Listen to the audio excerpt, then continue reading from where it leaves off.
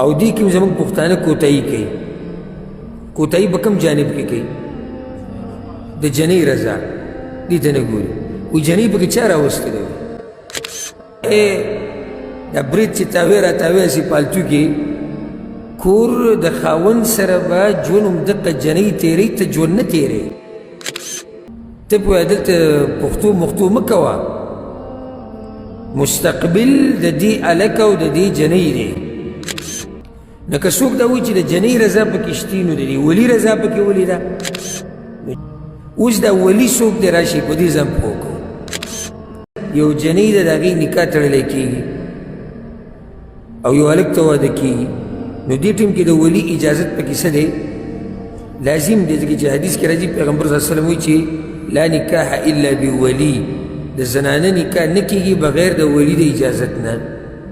اجازت د مشر ولي او اجازت د دې ښځې دا دواړه پکې لازم دي. یعنی د زنانه رضا او د ولي رضا دا دواړه لازم دي. او دې کې زموږ پښتانه کوتاهي کوي. کوتاهي په کوم جانب کې کوي؟ د جنۍ رضا دې ته نه ګوري. وایي جنۍ پکې چا راوستی دی؟ دې ته هم ګورئ چې غیرت وایي جنۍ پکې وایي چا راوستی دی. دا ته وایي د شریعت خلاف خبره کوي. جنۍ پکې چا راوستی ده؟ وایي جنۍ پکې شریعت راوستی ده. او دویمه دا وایي دا برید چې تاوی را تاوی هسې پالتو کې کور د خاوند سره به ژوند همدقه جنۍ تېروي، ته ژوند نه تېروي. ته پوهه دلته پښتو مختو مه کوه. مستقبل د دې هلک او د دې جنۍ دی. ستا یو څو ورځې ژوند دی، بیا به مړ شي، او که ژوند دې اوږد هم دی خو یو ځای کې ځان له پروت وي. د هغوی بیا خپلې خبرې دي، خپلې مسلې دي. نو څنګه ته دا وایي چې جنۍ پکې چا راوستې ده؟ د جنۍ رضا، د جنۍ رضا پکې شریعت راوستې ده. نو که څوک دا وایي چې د جنۍ رضا پکې شتي نو د دې ولي رضا پکې ولې ده؟ نو جواب دا دی چې جنۍ عقل یې کمي او بیا چې عمر یې کمي نو تجربه یې بیا ډېره نه وي. نو که چېرته صرف د دې رضا ته وکتلی شي نو کیدای شي چې یو هلک یې دوکه کړي او ډېرې جنکۍ یې دوکه کړي. دا چې د کورونو نه تښتي والعیاذ بالله، دا چې مټیزې تښتي په یو پسې او په بل پسې، د چا دوکه کړي دي؟ هلکانو دوکه کړي دي. دا پرېږده چې یو پېغله جنۍ وتښتي، داسې قصې موږ له راغلي دي او اورېدلي مې او تاسو ورته معلومې. ښه واده شوې ښځه د بچو مور هغه تښتي. تښتېدلي که نه یې تښتېدلي؟ داسې واقع راغلي که نه راغلي؟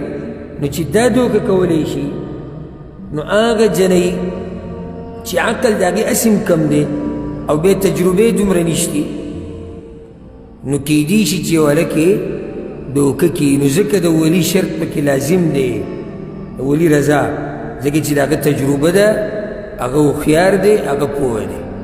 نو د جنۍ رضا ولې لازم ده؟ ځکه چې هلته ژوند به دا تېروي ټول. نو بغیر د ولي د اجازت نه نکاح د زنانه دا نه کېږي.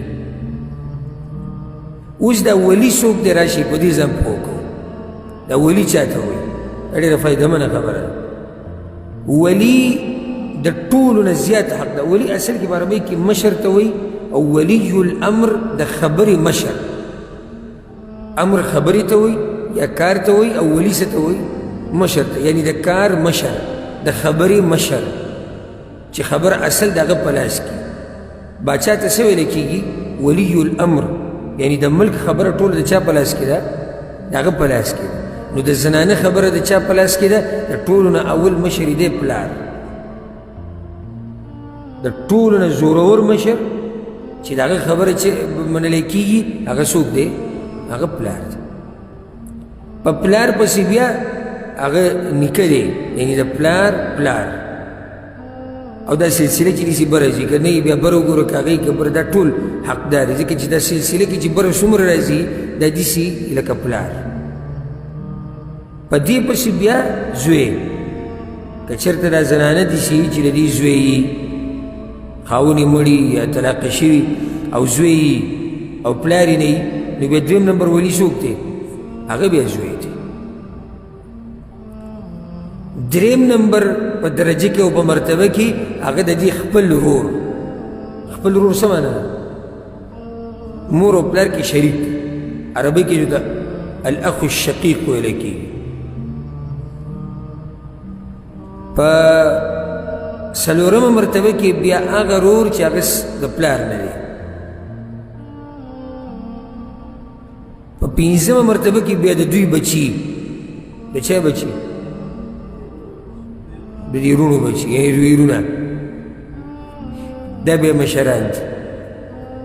شپږمه مرتبه بیا ترونه، اوومه مرتبه بیا د ترونو اولاد.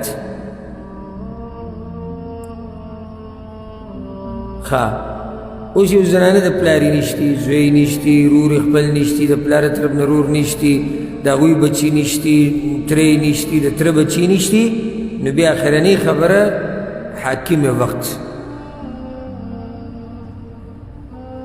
او یا قاضي چې حاکم وقت مقرر کړي. حدیث کې درځي السلطان ولی من لا ولی لها.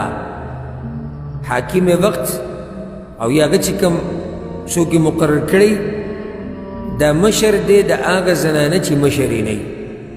لکه اوس یو زنانه د نکاح کول غواړي او څوک مشران یې نشتي، نو فیصله یې قاضي له ویوړه یا حاکم له، نو بس دغه حاکم دغه قاضي د دې څه شو؟ مشر شو. هغه به د هغه رضا پکې بیا لازم ده، ځکه چې هغه پوهېږي په خبره باندې. او دلته د ماما تذکره پکې شتي؟ نه. مور نشتی، هغه رور چې هغه صرف مور کې شریک دی هغه پکې هم نشتی. دوی ته عصبه ویل کېږي. دا خپلوان دي نږدې او زورور، هغه هم دا دي، په دې ترتیب دي. او عصبه هغه خپلوانو ته ویل کېږي چې هغه د سړي خپلي من جهة الاب د پلار د طرف نه، د مور د طرف نه چې کوم خپل دی د هغوی هېڅ ولایت په دې کې نشته. لکه یو سړی دا وایي چې زه د دې جنۍ د ماما نه تپوس وکړئ، اعتبار شته دی له؟ نه نشته. رضایي پلار تذکره پکې راله؟ څه خیال دی؟ رضایي پلار تذکره پکې شتي؟ ولې نشتي؟ عصبه کې نشته، او بل هغه د پلار طرف نه خپلوانو کې خو نه دی که نه دی؟ نه دی. نو رضایي پلار دی د جنۍ ولی نشي جوړېدی. والله اعلم.